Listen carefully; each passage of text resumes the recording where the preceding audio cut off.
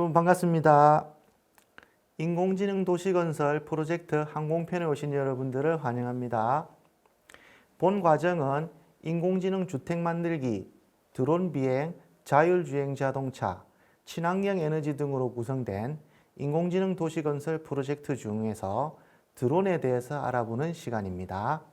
저는 고등학교에서 물리 과목을 가르치는 선생님으로 과학 분야뿐만 아니라 기술, 발명, 코딩, 메이킹과 같은 분야를 학생들과 함께 활동하는 것에 관심이 많은 교사 민현수입니다.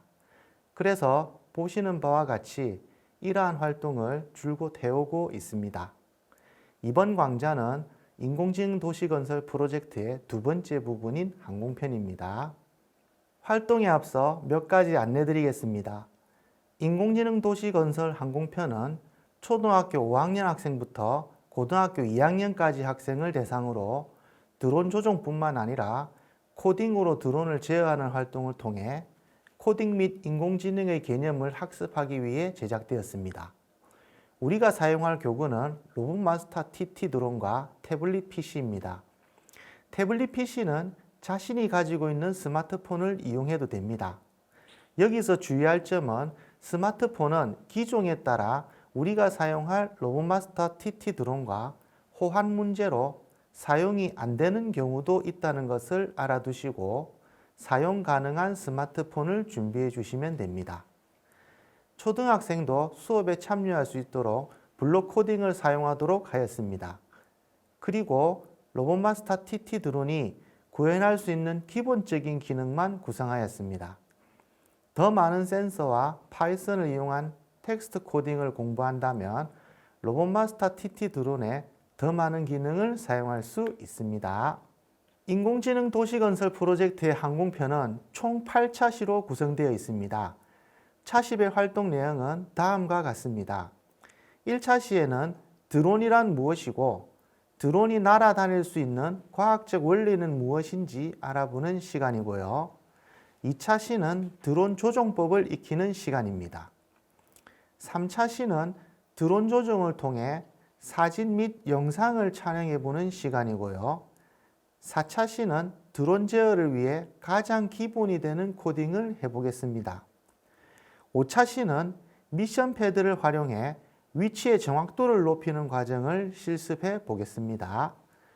6차시는 확장 키트를 이용하여 이미지 혹은 텍스트를 구현해 보고요.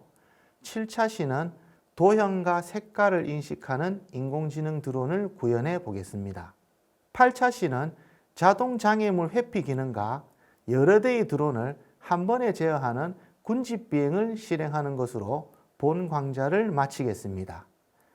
본 강좌는 8차시로 구성되어 있으나 학교에서나 학생 여러분들이 개인적으로 학습하실 경우는 필요한 부분만 찾아서 학습하셔도 됩니다.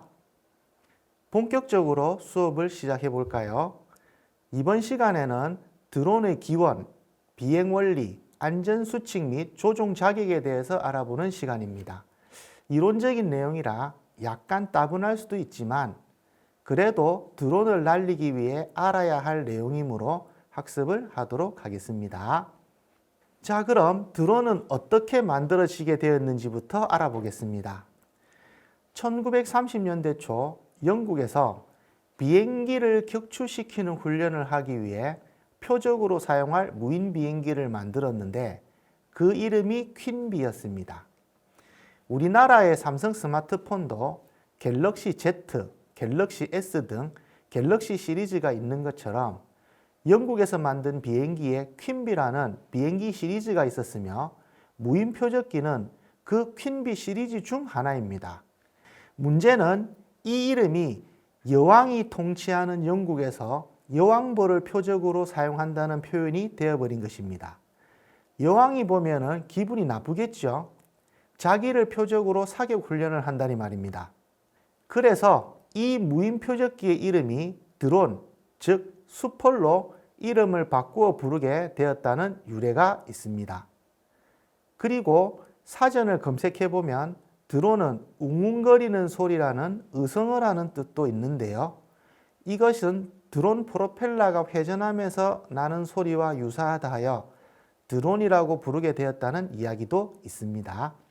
사전적으로 드론은 조종사가 탑승하지 않고 비행과 조종이 가능한 무인기 이 정도로 정의됩니다. 핵심은 조종사가 기체에 탑승하지 않았다가 중요합니다. 승객은 조종사가 아니므로 드론에 탑승해도 드론으로 정의할 수 있습니다. 일명 택시 드론이겠죠. 그리고 법률적으로는 우리나라 항공안전법 시행령에 드론을 무인 비행 장치 중에서 무인 멀티콥터로 정의하고 있습니다. 이번에는 드론의 종류에 대해서 알아보겠습니다. 드론의 종류는 먼저 날개가 움직이는지 여부에 따라 달라지는데요. 먼저 고정익입니다. 일반적으로 우리가 알고 있는 비행기처럼 날개가 움직이지 않는 종류입니다. 그리고 회전익은 말 그대로 날개가 회전하는 종류입니다. 대표적으로 헬리콥터가 해당됩니다. 그리고 틸트 로터라고 하는 종류인데요. 로터라고 하는 것은 모터와 프로펠러를 합쳐서 로터라고 부른다라고 생각하시면 됩니다. 이 로터가 움직이는 것을 틸트 로터라고 합니다. 프로펠러의 방향이 정면을 보게 하거나 위를 보게 하는 방향으로 변경이 가능한 그런 비행체입니다. 오른쪽 아래의 사진에 보이는 것처럼 비행기의 날개에 로터가 있어 이륙할 때는 프로펠러가 위를 보게 하여 헬기처럼 수직으로 이륙되고요. 즉 회전익이죠. 날아가면서는 프로펠러가 정면을 보는 방향으로 바뀝니다. 그러면 비행기처럼 고정익이 되는 거죠. 이는 회전익은 활주로가 필요 없다는 장점과 고정익은 비행하면서 전력 소모가 적다는 장점을 다 가지고 있는 드론입니다. 이를 VTOL이라고 하는데요. 배터리를 사용하여서 eVTOL이라고 합니다. 다음은 드론의 프로펠러 날개의 개수를 가지고 구분하는데요. 프로펠러의 날개가 3개인 드론을 트리콥터, 4개인 드론을 쿼드콥터, 6개인 드론은 헥사콥터, 8개이면 옥토콥터라고 합니다. 우리가 사용할 드론은 프로펠러가 4개인 쿼드콥터입니다. 쿼드콥터가 가장 흔한 드론입니다. 물론 화면에 보이는 것처럼 프로펠러의 개수가 8개보다 많은 경우도 있습니다. 특히 여기 트리콥터를 보면 빨간색 프로펠러가 보이죠? 이 빨간색 프로펠러가 좌우로 움직이면서 방향 전환을 합니다. 그래서 방향 전환이 빠른 장점 때문에 레이싱 드론을 만들기도 합니다. 이 드론도 어떻게 보면 틸트 로터 드론입니다. 그리고 용도에 따라 구분하기도 합니다. 일단 군사용과 민간용으로 구분하는데 군사용은 말 그대로 군대에서 사용하는 것이죠. 읽어보면 다 아는 내용인데 기만용은 단어가 좀 낯섭니다. 기만용이라는 것은 적을 속이기 위한 용도를 말합니다. 민간용은 다시 상업용과 개인용으로 구분하는데요. 상업용은 말 그대로 돈을 벌기 위한 수단으로 사용되는 것을 말합니다. 그리고 드론은 무게에 따라 나누는데요. 기준은 무게이고 법률적으로 명시되어 있습니다. 무게 250g, 2kg, 7kg, 25kg으로 나눕니다. 이는 조종 자격과 연관되어 있으니 잠시 후에 상세하게 안내하도록 하겠습니다. 세계경제 포럼의 창시자인 클라우드 슈밥 박사는 2016년 세계경제 포럼, 일명 다보스 포럼에서 4차 산업혁명이라는 단어를 처음 사용하였으며 사회와 기술의 혁신 속의 한 부분을 드론이 담당할 것으로 예상하였습니다. 사실 드론은 4차 산업혁명이라는 단어가 생기기 전부터 이미 존재하고 있던 물건입니다. 이것이 4차 산업혁명의 네트워크와 인공지능 등의 기술이 더해지면서 군사 목적처럼 특수한 목적에만 사용되는 것이 아니라 택배나 음식 배달처럼 일상생활에서 흔히 사용하는 시대가 될 것이라는 것입니다. 그럼 최근 핫 이슈인 챗GPT를 통해 미래의 드론이 어떻게 사용될지 한번 알아보겠습니다. 포털 사이트에 챗GPT라고 검색을 합니다. 그럼 여기에 나오네요. 자, 여기에 나왔습니다. 물론 챗GPT는 한글로 해도 되기는 합니다만은 선생님의 경험상 챗GPT는 영어를 훨씬 더 잘 인식하는 것 같습니다. 그래서 번역기에 드론은 미래 도시에서 어떤 역할을 하게 될까요? 요거를 영어로 번역을 하겠습니다. 영어를 번역을 해서 질문을 하는 걸로. 자, 질문하겠습니다. 그랬더니 챗GPT가 영어로 대답을 쭉 합니다. 읽기 어려우니 얘를 다시 한국어로 번역해서 보겠습니다. 자, 읽어보면 드론은 다양한 영역에 걸쳐 미래 도시에서 중요한 역할을 하며 기술, 인프라 및 서비스 발전에 기여할 가능성이 높습니다. 라고 하면서 총 10가지 정도의 미래에 사용될 드론을 이렇게 제시하고 있습니다. 간단히 몇 가지만 살펴보면 배달 서비스, 감시 및 보안, 여기 농업도 있네요. 교통관리, 공공서비스 이렇게 10가지 정도를 제시하고 있습니다. 지금 이미 사용되고 있는 드론도 많이 제시하였고 이러한 드론의 활용이 활성화되어 머리 위에 드론이 날아다니는 것이 일상화된다는 그런 뜻인 것 같습니다. 여러분들은 어떤 드론이 만들어졌으면 좋을지 한번 생각해 보시기 바랍니다. 정말 이런 드론이 개발되면 우리의 삶에 도움이 될 수도 있고 개발자와 사업가가 큰 돈을 벌 수도 있겠다라는 그런 드론을 한번 생각해 보시기 바랍니다. 아이디어를 내는 발명 기법 중 더하기 기법이라는 것입니다. 기존에 있는 제품에 다른 제품의 기능을 더하여 새로운 하나의 제품을 발명하는 것인데요. 예를 들면 자동차와 식당을 더하여 푸드트럭을 발명하는 것입니다. 여러분들도 드론과 다른 제품을 결합하여 새로운 드론의 아이디어를 한번 제시해 보시기 바랍니다. 이 그림은 선생님이 학생들과 수업 중에 드론 발명에 대한 아이디어를 내보라고 했더니 학생들이 제출한 아이디어입니다. 먼저 컵홀더 드론입니다.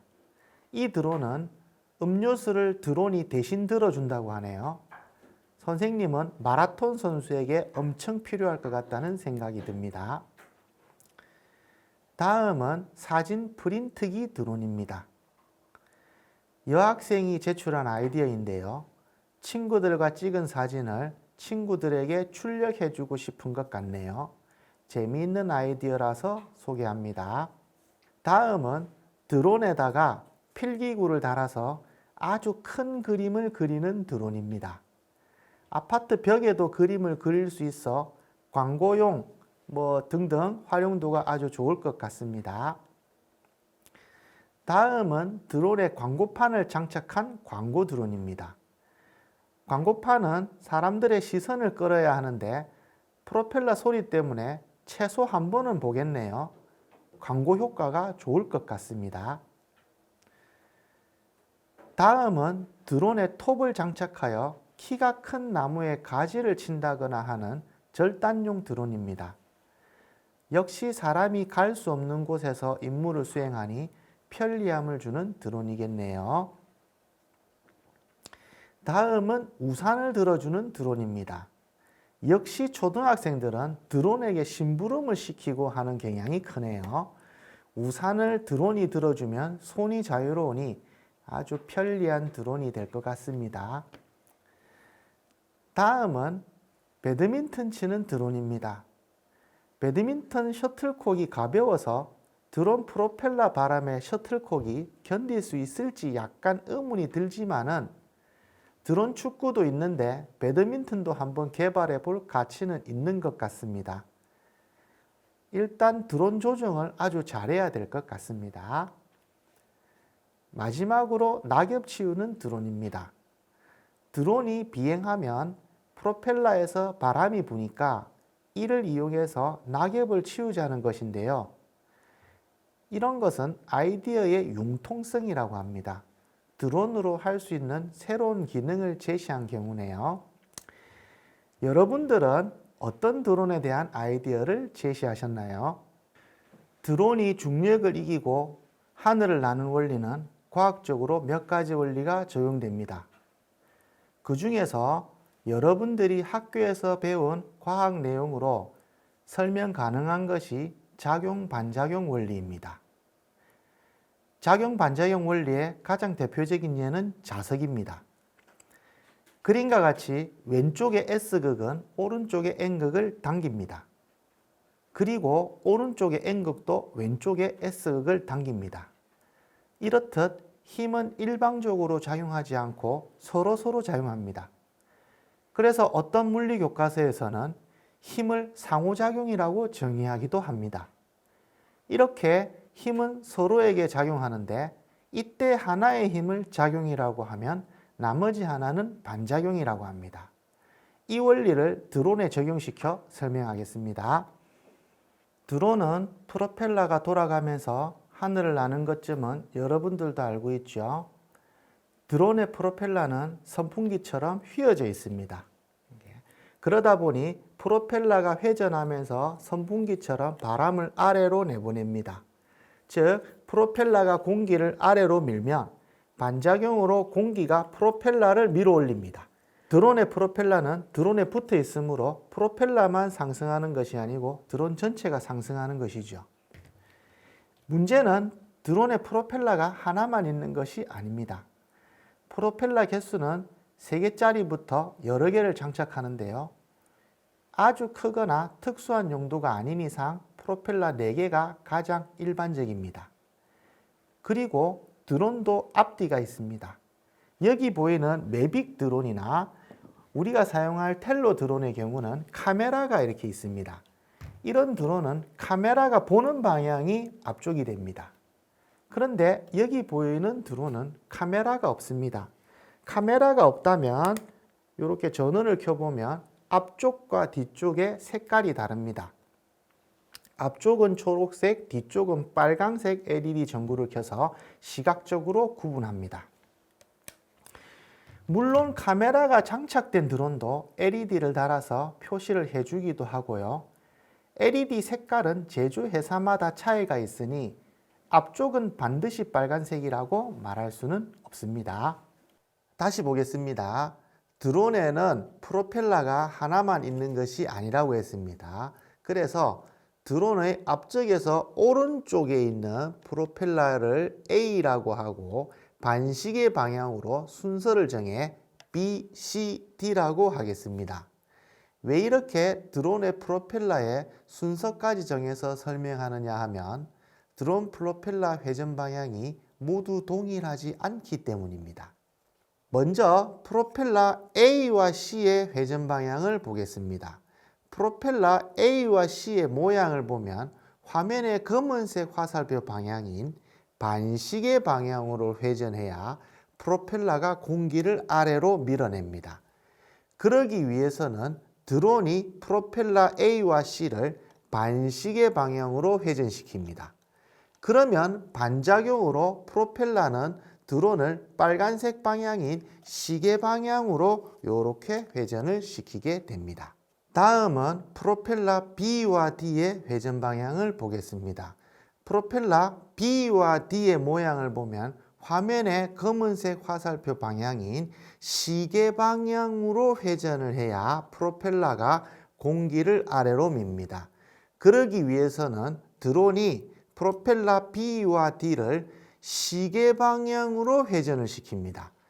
그러면 반작용으로 프로펠러가 드론을 파란색 방향인 반시계 방향으로 이렇게 회전을 시키게 됩니다. 결과적으로 프로펠러 A와 C는 드론을 시계 방향으로 회전을 시키고 프로펠러 B와 D는 드론을 반시계 방향으로 회전을 시키므로 드론은 회전하지 않고 떠오를 수 있습니다. 만약에 BC의 모터 출력을 높이고 AD의 모터 출력을 낮춘다면 기체는 그림과 같이 기울어지면서 오른쪽으로 이동을 합니다. 자, 문제 하나 내보겠습니다. 만약 드론이 앞으로 전진하고 싶다면 모터의 출력은 어떻게 해야 할까요?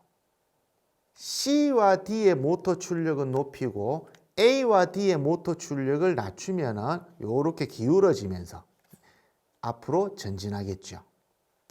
자, 그러면 드론이 시계 방향으로 회전하고 싶다면 모터의 출력은 어떻게 해야 될까요? B와 D의 모터의 출력을 낮추고 A와 D의 모터의 출력을 높이면 됩니다. 프로펠러가 회전하면서 날아갈 수 있는 원리를 잘 보여주는 장난감이 있습니다. 이것을 타케톤보라고 합니다. 타케톤보는 일본 에도 시대에 시작되었다는 이야기가 있습니다. 어느 것이 정확한지는 잘 모르겠지만 우리나라로 치면 제기차기, 팽이 정도의 일본 전통놀이 장난감 정도로 이해하면 되겠습니다. 우리나라에서는 흔하지 않지만은 구하려고 하면 인터넷에 파는 곳은 있습니다. 하지만 일본 다이소에서 100엔에 팔 정도로 일본에서는 흔한 장난감입니다. 이 장난감이 프로펠러의 원리를 정확하게 표현하고 있습니다. 자, 보시면 타케톤보가 프로펠러 모양입니다. 이 타케톤보가 반시계 방향으로 회전을 하면 타케톤보는 공기를 아래로 밀어내고 공기는 타케톤보를 위로 올립니다. 그래서 타케톤보가 날아갑니다. 날리는 방법은 왼손을 앞으로 하고 오른손을 뒤에 이렇게 두고 서로 손을 문지르듯이 오른손을 쓱 밀어주면 타케톤보가 이렇게 싹 날아가게 됩니다. 만들기는 아주 간단합니다. 먼저 1리터용 우유팩을 가로 20cm, 세로 1.7cm 정도로 자릅니다.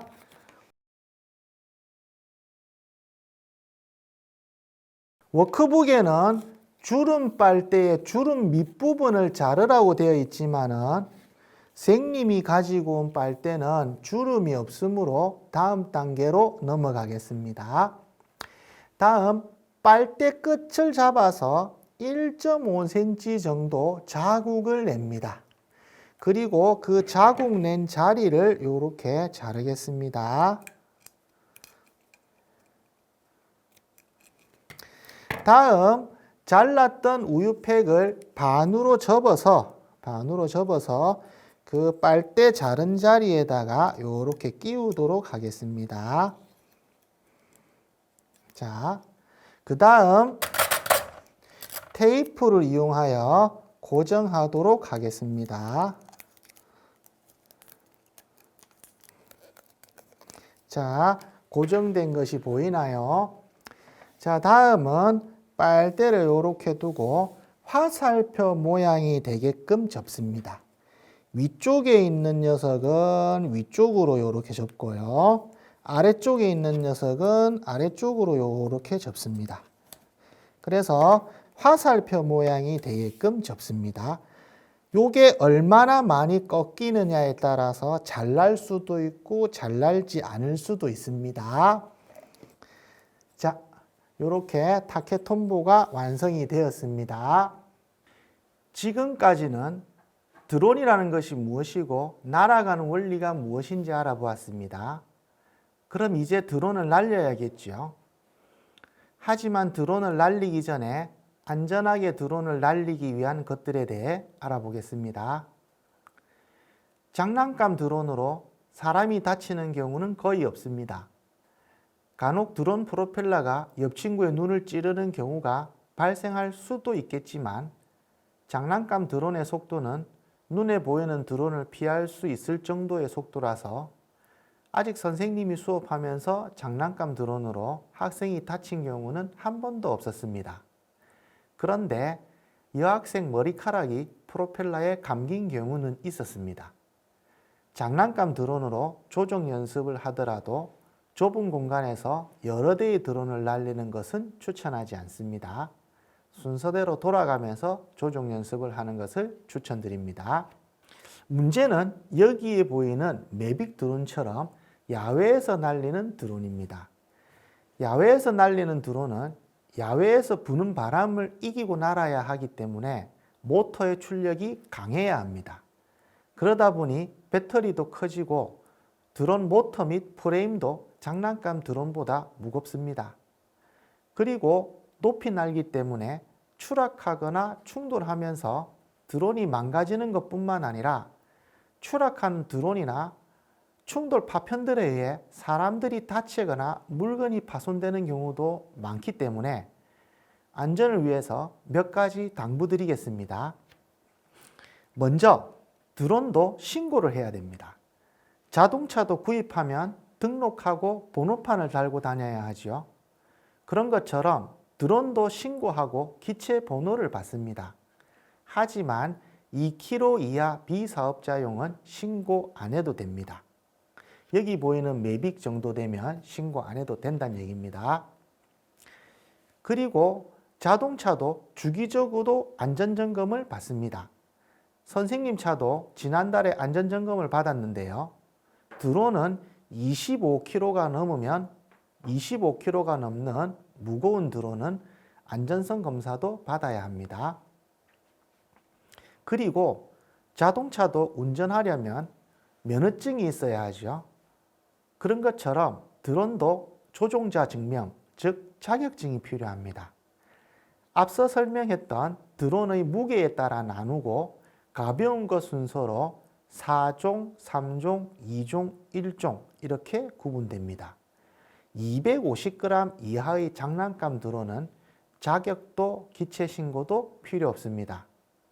그리고 실내에서 드론을 날리는 것은 상관없지만 야외에서 드론을 날리려면 비행 승인을 받아야 합니다. 그때 촬영도 함께 하려면 항공 촬영 승인도 받아야 합니다. 드론 날리기 복잡하죠. 이러한 여러 가지 절차를 드론 원스톱 민원 포털 서비스 사이트에 가서 한 번에 해결하면 됩니다. 포털 사이트에서 드론 원스톱 민원 서비스라고 검색을 하고 이렇게 들어가 봅니다.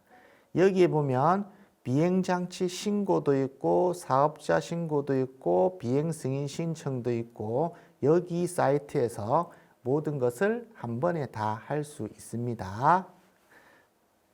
자, 이런 식으로 항공 촬영 신청을 하면 됩니다. 여기 보이는 화면은 선생님이 예전에 신청을 했던 이력입니다. 여기 보시면은 2011년에 항공 촬영과 비행 승인을 함안군 7서면에서 하겠다고 해서 승인이 되었던 이력이 있습니다. 그리고 2023년도에도 비행 승인을 신청을 했는데 지역이 양산시 물금읍입니다. 양산시 물금읍은 승인이 필요한 동네가 아니기 때문에 승인 자체를 안 해주었습니다. 그러면 여기는 승인 없이 그냥 비행하고 촬영해도 되는 겁니다. 안전수칙입니다. 술을 마시고 조종하면 안 됩니다. 드론으로 물건을 떨어뜨리지 않습니다. 이런 것들은 상식적입니다. 하지만 꼭 기억해야 하는 것은 해가 지고 난 다음에 드론을 날리면 안 됩니다. 물론 실내는 예외입니다. 그리고 비행 전에 비행하겠다는 승인을 받고 드론을 날려야 하는 지역이 있습니다. 승인을 받아도 드론을 날릴 수 있는 곳도 있고 승인이 나지 않는 절대 비행 금지 구역도 있습니다. 이것을 알 수 있는 어플이 있습니다. 선생님은 휴대폰에 설치해 두었습니다. 여기 보이는 드론 플라이와 레디 투 플라이입니다. 이 두 가지 어플이 아이폰과 안드로이드 폰, 그리고 같은 안드로이드 운영체계라도 기종에 따라 될 수도 있고 안 될 수도 있습니다. 직접 설치해보고 사용 가능 여부를 확인하시기 바랍니다. 선생님 스마트폰에는 드론 플라이가 잘 작동됩니다.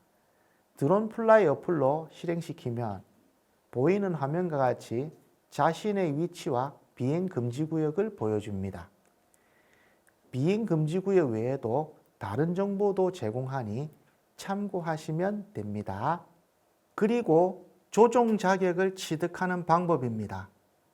4종은 온라인 교육을 받고 필기시험만 합격하면 됩니다. 하지만 3종부터는 비행 경력이 필요하죠. 이는 드론 조종 학원에 등록하여 일정 훈련을 받아야 합니다.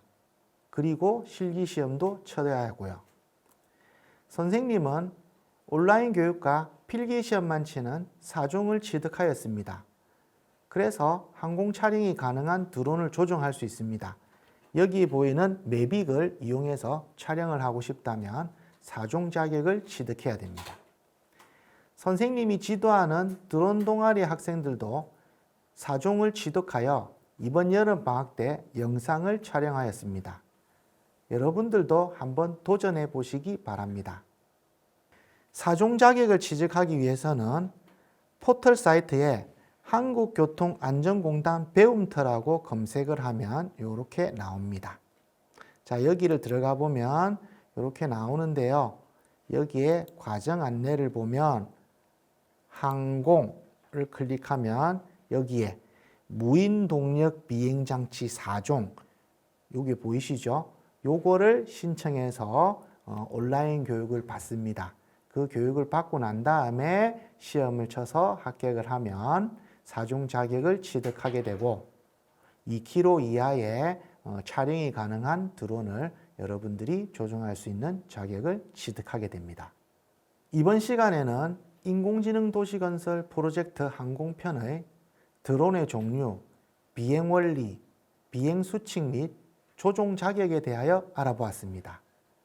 다음 시간에는 드론 조종법에 대하여 알아보겠습니다. 수고하셨습니다.